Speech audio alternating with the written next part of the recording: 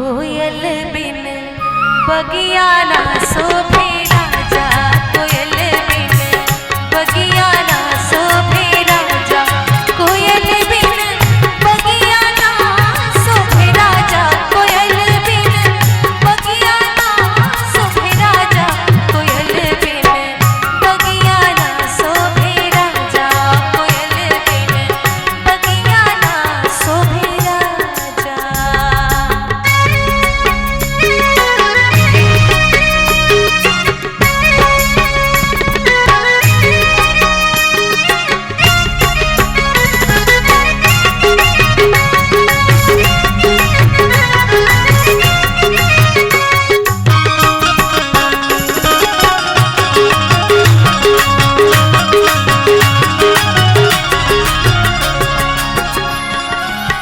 भाई भतीजा बिन नैहर न सोहे,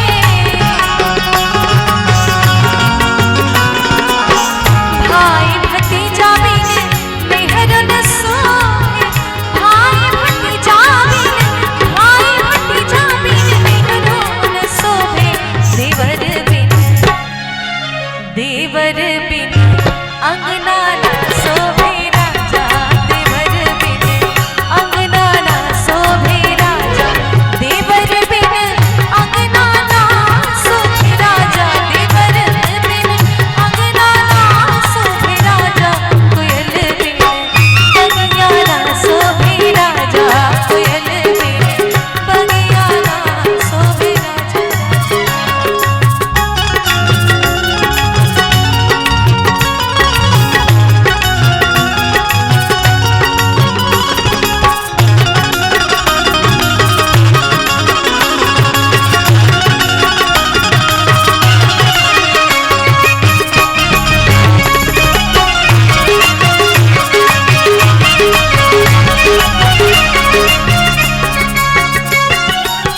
सास ससुर बिन ससुर न शोभे, सास ससुर बिन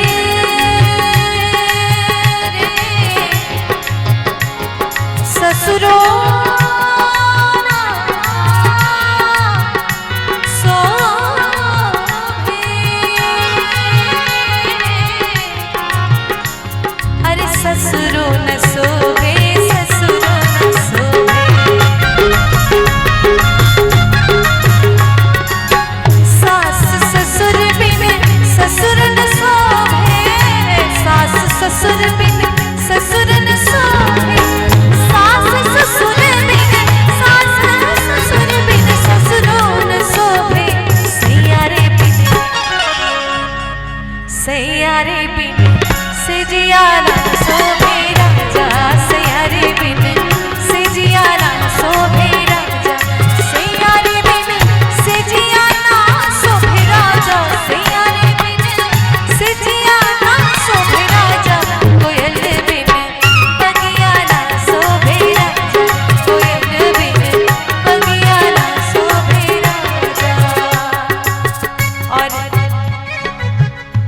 इसकी सारी जो लाइनें हैं वो बहुत महत्व रखती हैं,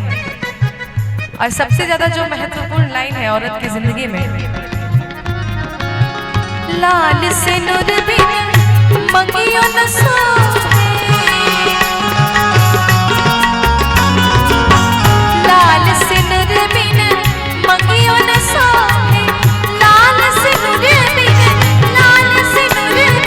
मंगियो न शोभे, बालक बिन